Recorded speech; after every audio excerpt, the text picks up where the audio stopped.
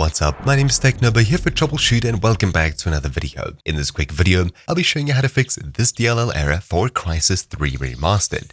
Yes, I'm on Windows 11 here, but this fix will work for Windows 10 as well. If you see this error, don't worry, nothing bad is happening. All that's gone wrong is that your computer's missing a specific DLL file, or it's become corrupt or unreachable for some other reason. These files are needed as they contain bits of code that programs use. Without them, they can't function properly. And these DLL files are distributed by Microsoft themselves through official installers. So if you've come across a video telling you to download DLLs, you definitely shouldn't follow them. You should always get the official installer from the official source to get the DLLs in them. Anyways, with that warning out of the way, let's go ahead and download the installer to fix this error. I'll open up the link in a browser. You'll find it in the description down below.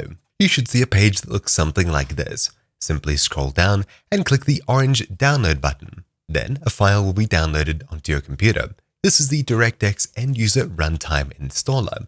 Click on it to open it up, and then click Yes when prompted for admin. In this new window that's popped up, click I accept, Next, uncheck the Bing bar, Next, and then click Next once again. The next two steps involve automatically downloading all different versions of DirectX and then automatically installing different versions of DirectX.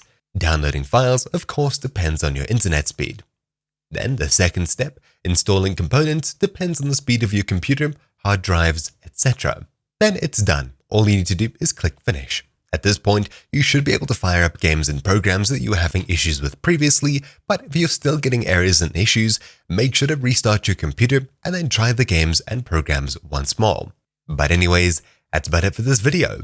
Thank you all for watching. My name's been TechNobo here for Troubleshoot, and I'll see you all next time. Ciao!